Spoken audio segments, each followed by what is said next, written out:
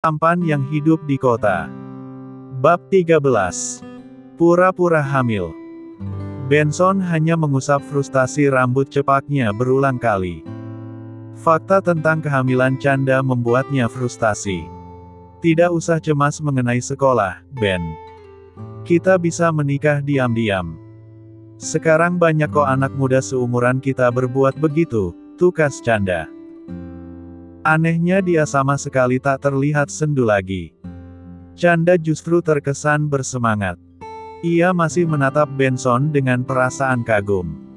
Sepertinya obsesi cewek itu pada Benson belumlah hilang. Jadi gimana, Ben? Kita akan menikah kan? Tanya Chanda karena Benson tak kunjung angkat bicara. Bisakah kau diam? Aku pusing sekarang. Ini tuh bukan masalah kecil bagiku, oke? Sahut Benson. Apa kau memarahiku? Apa kehamilanku salah? Tanggap Chanda yang mulai menangis. Tidak. Bukan begitu, Ken. Benson kaget melihat Chanda tiba-tiba menangis. Kau aneh sekali. Kenapa malah kau yang pusing? Padahal kan yang hamil aku. Yang sakit aku, yang menanggung malu pun aku.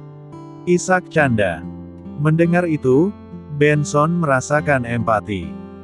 Sebab apa yang dikatakan Chanda memang benar adanya.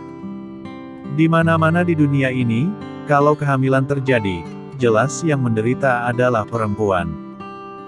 Sambil menghela nafas panjang, Benson dekati Chanda. Dia tenangkan cewek itu. Maafkan aku. Aku tak bermaksud memarahimu. Aku hanya frustasi semua ini terjadi. Dan aku bingung harus bagaimana, tutur Benson. Yang harus kau lakukan hanyalah menikahiku. Apa susahnya itu? Ucap Chanda yang perlahan berhenti menangis. Ken, menikah itu bukan perkara mudah.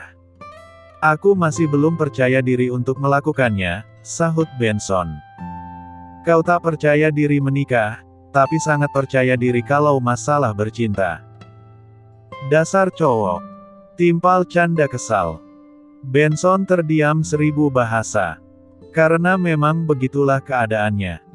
Benson memang selalu percaya diri kalau masalah ranjang. Oke. Beri aku waktu untuk memikirkannya. Karena ini bukan hal mudah bagiku, kata Benson. Aku akan memberimu waktu. Tapi dengan satu syarat. Cetus Chanda sembari mengacungkan jari telunjuk. Apa? Tanya Benson. Aku akan tinggal di sini bersamamu sampai kau mengambil keputusan. Imbuh Chanda. Mata Benson terbelalak. Tapi, jika kau menolak, aku akan beritahu semua orang kalau kau sudah menghamiliku. Potong Chanda memaksa. Untuk yang sekian kalinya Benson mendengus frustasi. Dia tak punya pilihan lain selain setuju. Dan satu hal lagi. Jangan coba-coba menyuruh orang lagi untuk membuatku pergi.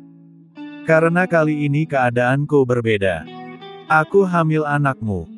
Chanda terus saja menyudutkan Benson. Hingga cowok itu tak bisa berkata-kata lagi. Benson membiarkan Chanda tinggal bersamanya di apartemen. Dia menyuruh cewek itu tidur di kamar tamu. Padahal aku nggak masalah sekamar sama kamu. Lagian kita pasti akan menikah.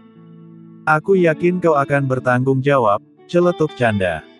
Saat Benson mengantarkannya ke kamar tamu. Istirahatlah. Kalau lapar, kau bisa memasak apapun. Semua bahannya ada di kulkas, ujar Benson sembari beranjak. Kau mau kemana, sayang? Cegat Chanda. Dahi Benson mengerut. Panggilan sayang Chanda itu sungguh mengganggunya. Belum juga menikah, Benson sudah dibuat tidak nyaman oleh cewek tersebut. Aku mau mandi, sahut Benson yang segera berlalu pergi. Tanpa diduga, Chanda diam-diam mengikuti Benson. Bahkan sampai ke kamar cowok itu. Chanda amati Benson sampai masuk ke kamar mandi.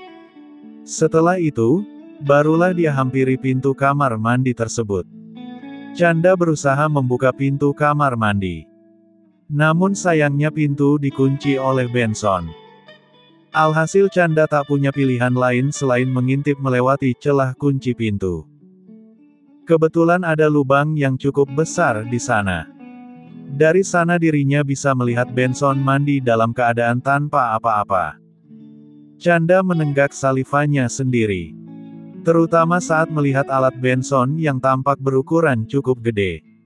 Kalau menikah nanti, aku pasti bisa merasakannya lagi. Makanya, kalau jadi cowok jangan asal celap-celup.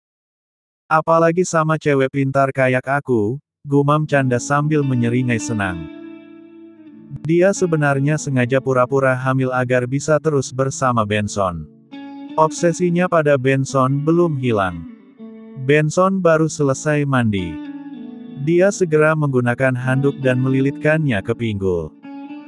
Benson sama sekali tak tahu kalau sejak tadi Chanda menontoninya mandi. Melihat Benson hendak keluar kamar mandi, Chanda buru-buru pergi ke kamar. Di sana dia berpura-pura tidur. Sementara itu, Benson sibuk berpakaian. Pikirannya masih kalut karena memikirkan masalah yang terjadi. Benson terpikirkan ingin memberitahukan semuanya pada Priti. Namun dia takut perempuan itu akan melakukan hal ekstrim seperti sebelumnya. Haruskah aku nikahi saja Chanda? Tapi bagaimana dengan Clara? Bagaimana dengan kerjaanku? Kalau aku punya anak, aku nggak bisa bekerja jadi berondong panggilan lagi. Sekolahku akan putus. Kalau aku putus sekolah, nanti susah cari kerja, ada banyak hal yang terlintas di benak Benson. Dia perlahan merebahkan diri ke ranjang. Segala kejadian hari ini membuat lelah mental dan fisiknya. Cukup lama telentang, bel tiba-tiba berbunyi. Benson langsung bangkit dari tempat tidur. Dia harus memeriksa siapa yang datang. Mengingat ada Chanda yang kini tinggal di rumahnya. Benson bergegas memeriksa siapa yang datang melalui video intercom. Matanya terbelalak saat melihat orang yang datang adalah Clara. Dia langsung berlari menemui Chanda. "Chanda!" seru Benson. Chanda yang tadinya tiduran, refleks merubah posisinya menjadi duduk. Menatap Benson penuh tanya. "Ada tamu yang datang. Jangan keluar sebelum kusuruh," perintah Benson. "Siapa, Yang?" Belum sempat Chanda bicara, Benson sudah menutup pintu kamar. Cowok itu segera membukakan pintu untuk Clara. "Kok lama sih bukanya? Aku hampir aja pulang," kata Clara. "Sorry, aku tadi mandi. Baru aja selesai," kilah Benson. Clara tersenyum dan mengangguk. Dia mendekat, lalu mengalungkan tangannya ke tengkuk Benson. Clara menatap lekat Benson. "Kenapa kesini nggak bilang-bilang? Bukannya kau hari ini harusnya pergi ke acara keponakanmu ya?" tanya Benson. "Baru pulang jam 7 tadi. Terus aku langsung ke sini tanpa sepengetahuan papa dan mama. Aku sengaja nggak kasih tahu, biar surprise aja. Jujur, aku kepikiran kamu terus semenjak kemarin kita berolahraga," ungkap Clara. "Kau datang ke sini, bukan karena ingin mengajakku melakukan itu kan?" tanya Benson. Dia tentu takut itu terjadi. Terlebih ada Chanda yang sekarang bersembunyi di apartemennya. "Kalau iya, gimana?" tanggap Clara. Tapi sekarang aku sedang capek. Mungkin lain kali saja ya." Benson menolak baik-baik. Seketika wajah Clara cemberut. Dia berhenti mengalungkan tangannya ke tengkuk Benson. "Sebagai gantinya, gimana kalau kita makan malam saja?" "Aku benar-benar minta maaf," ujar Benson sembari meraih salah satu tangan Clara. Sebenarnya alasan terbesar dia menolak keinginan Clara karena selera bercintanya sedang tidak ada sama sekali. Mentalnya sedang berada di titik terendah. Semua itu Benson rasakan tentu karena adanya fakta kalau dirinya telah menghamili seorang wanita. Clara menarik tangannya dari genggaman Benson. "Ya udah. Kebetulan aku juga belum makan, katanya. Bagus deh. Tunggu aku ambil jaket dan kunci motor dulu, sahut Benson seraya masuk untuk mengambil barang yang dimaksudnya. Sementara itu sejak tadi Chanda mengintip dari pintu yang dibukanya sedikit. Dari sana dia bisa melihat dan mendengar semuanya. Dari posisinya, Chanda melotot kesal ke arah Clara yang tampak berdiri di depan pintu. Fakta mengenai betapa cantiknya serta kecintaan Benson pada Clara, membuat Chanda iri setengah mati. Dia bertekad akan menyingkirkan Clara dari kehidupan Benson. Tanpa pikir panjang, Chanda segera keluar dari kamarnya. Dia akan menghampiri Clara dan akan mengaku kalau dirinya sedang hamil anak Benson. 1 hari sebelumnya, semenjak disuruh pergi keluar kota, Chanda memutuskan berhenti sekolah. Cewek itu menjalani harinya dengan bekerja sebagai pelayan di sebuah depot makan. Kini Chanda baru selesai pulang bekerja. Dia mampir ke pasar sebentar untuk membeli bahan makanan. Sepulang dari pasar, atensi Chanda tertuju ke arah klinik Dr. Obgyn, atau lebih tepatnya tempat praktek dokter kandungan. Saat itulah Chanda terpikirkan Benson. Dia mendapatkan ide bagus agar bisa kembali ke kota asalnya dan menemui Benson lagi. Ya, Chanda terpikir ingin berpura-pura hamil anak Benson. Dia yakin, dengan cara begitu, Benson pasti tak akan menolaknya. Kenapa dari awal aku tak memikirkannya? Ini benar-benar ide bagus. Gumam Chanda. Dia langsung mengurus kepergiannya untuk menemui Benson. Sebelum pergi, Chanda tiba-tiba terpikir untuk mencari bukti untuk mendukung kehamilannya. Alhasil dia berniat pergi ke kediaman Benson besok saja. Sebab nanti malam, Chanda ingin mencari sesuatu terlebih dahulu. Ketika malam tiba, tepatnya saat waktu menunjukkan jam 7 malam, Chanda pergi mendatangi klinik dokter kandungan. Di sana dia sengaja berbaur dengan pasien yang ada. Chanda duduk dengan tenang. Perlahan dia memperhatikan sekeliling. Cukup lama Chanda berpura-pura menjadi pasien yang sedang menunggu antrian. Sampai akhirnya dia melihat seorang perawat yang membuang tespek ke bak sampah. Pupil mata Chanda seketika membesar. Sekarang dia sudah berhasil menemukan benda yang bisa mendukung kebohongannya nanti. Chanda sengaja membeli sebotol minuman dan langsung menghabiskannya. Dengan botol kosong itu, dia berjalan mendekati bak sampah. Sambil memegang botol yang hendak dibuang, Chanda tak lupa memegangi kunci rumahnya. Saat melempar botol ke bak sampah, dia juga sengaja menjatuhkan kunci rumahnya ke sana. Ah!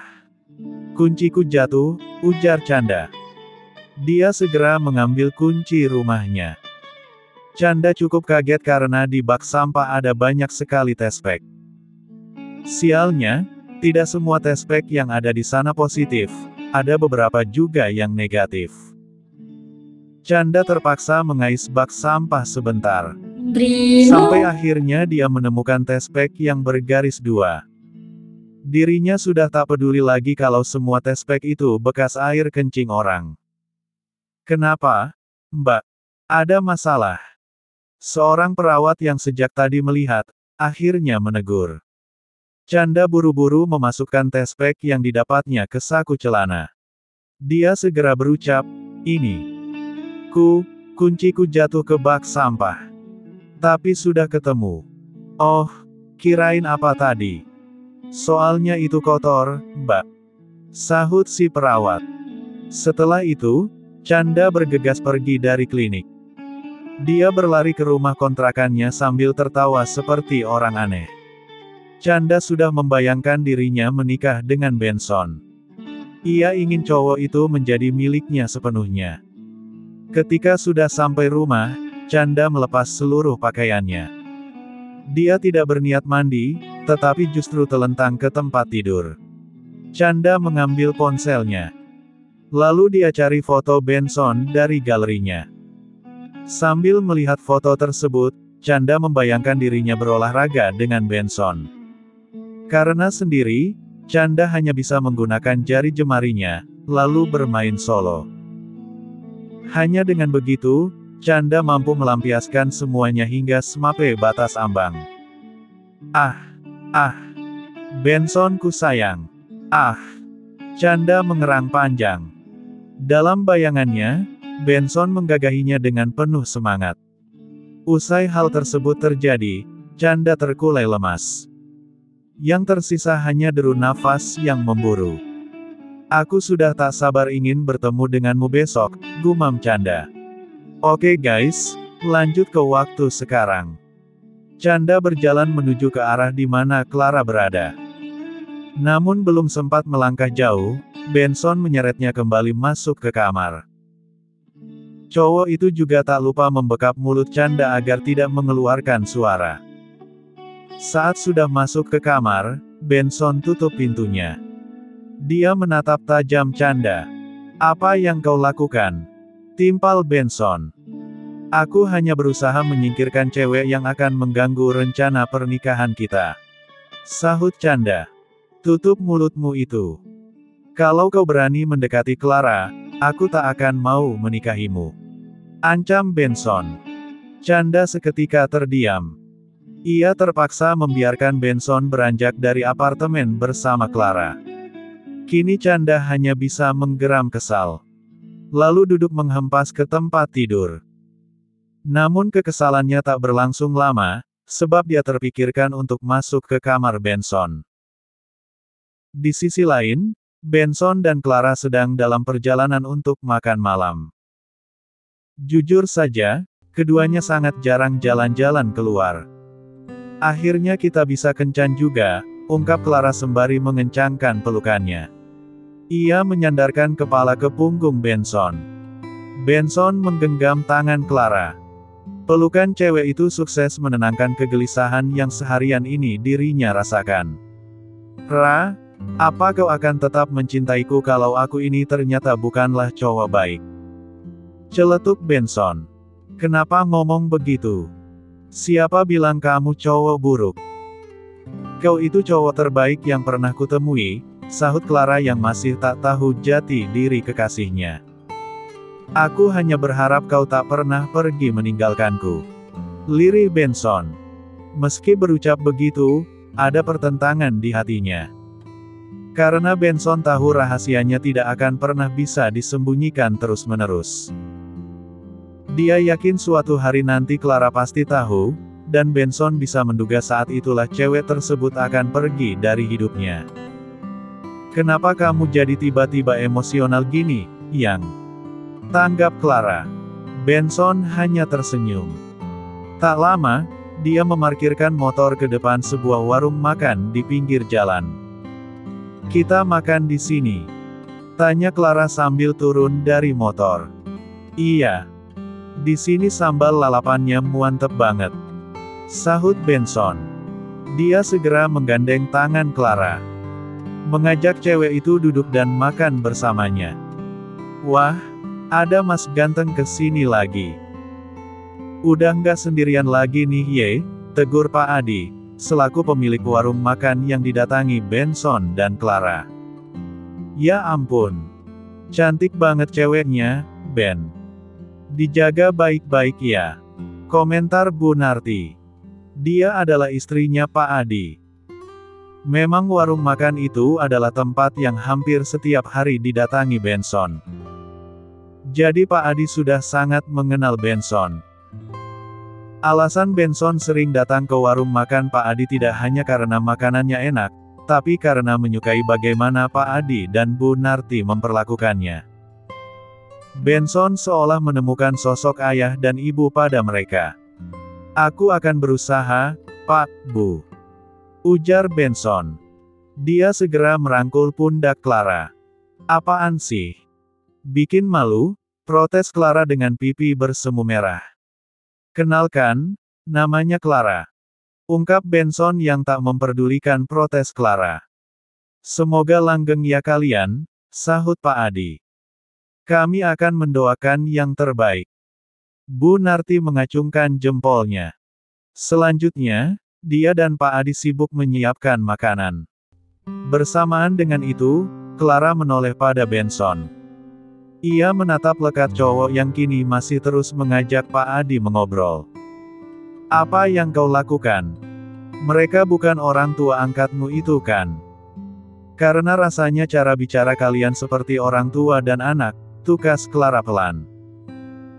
Benson berhenti mengobrol dengan Pak Adi. Dia membalas tatapan Clara. Enggak kok. Aku hanya pelanggan setia mereka. Aku juga pengen kasih tahu mereka kalau aku punya pacar yang cantik, sahut Benson. Dia saling bertukar tatapan lekat dengan Clara. Keduanya melakukan itu cukup lama. Jantung Benson berdebar kencang. Kehadiran Clara sekarang membuat suasana hatinya membaik. Perlahan dia mendekatkan dirinya pada Clara. Hingga jarak wajah di antara mereka hanya berhelatkan beberapa senti. Aku jadi pengen cium kamu, ungkap Benson. Gila. Di sini. Clara terkekeh. Dia tahu Benson tak akan senekat itu. Matamu kenapa, Ra? Kelilipan. Ujar Benson tiba-tiba. Clara kebingungan. Dia kaget sekali saat Benson memegangi wajahnya, lalu mengecup singkat bibirnya. Benson sengaja menutupi wajahnya dan wajah Clara dengan kedua tangan, itu dia lakukan agar ciuman yang dilakukannya tidak dilihat orang. Bersambung.